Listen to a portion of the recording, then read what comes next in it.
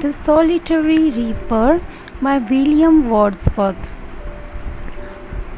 William Wordsworth is one of the most important English poets and a founder of the Romantic movement of English literature, a style of writing that focuses on emotions and imagination.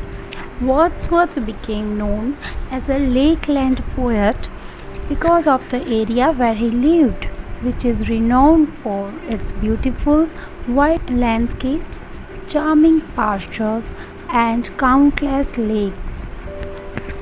He was often called a nature poet because of his emphasis on the connection between humans and the natural world. He became widely successful and was named Poet Laureate of England in 1843.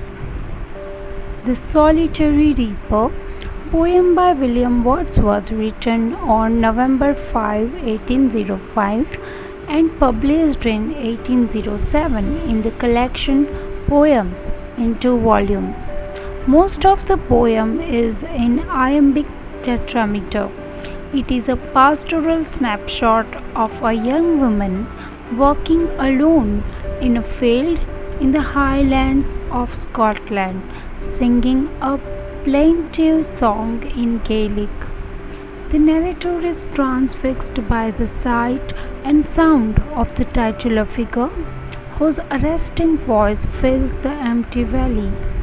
Although he does not understand the language in which she sings, the narrator imagines that her song describes ancient tragedies or personal sorrows.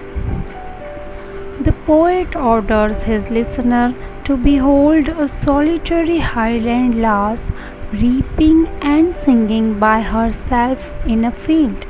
He says that anyone passing by should either stop here or gently pass so as not to disturb her. As she cuts and binds the grains, she sings a melancholy strain, and the valley overflows with the beautiful sad sound. The speaker says that the sound is more welcome than any chant of the nightingale to weary travelers in the desert, and that the cuckoo bird in spring never sang with a voice so thrilling. Whatever she sings about, he says, he listened motionless and still, and as he travelled up the hill, he carried a song with him in his heart long after he could no longer hear it.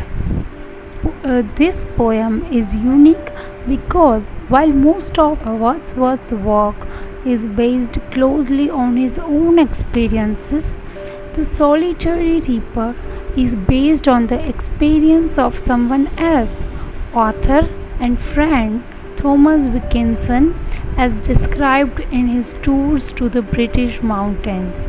The poem, like most of the Wordsworth's poetry, is distinguished by its straightforward use of language and metre as well as its natural theme and imagery. It reflects Wordsworth's belief in the importance of the natural world, the power of memory, and the human mind, and his first principle of poetry that poetry should be written to provide pleasure through a rhythmic and powerful expression of emotion and leave readers with a spontaneous overflow of powerful feelings along after it is read.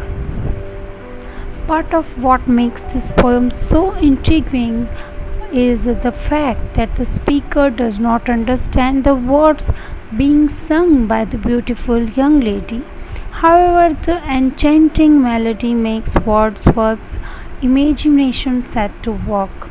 He travels in poetic space far off in the deserts of Arabia or the farthest Hebrides to gather similes which would impart a thrilling quality to the girl's song.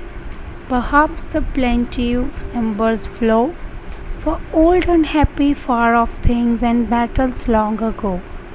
They are among the most suggestive verses in romantic poetry and are akin to finest production of Keats and Coleridge. As the speaker moves on, he carries the music of the young lady with him in his heart. This is a prevalent theme in much of Wordsworth's poetry. For instance, the same idea is used in I Wandered Lonely as a Cloud, when the speaker takes the memory of the field of daffodils with him to cheer him up on bad days. The poem is simple yet romantic, pure yet serene. There is no art in the poem, but imaginary and magical musical tone is sufficient enough to make the readers go into depths of Wordsworth's poetry.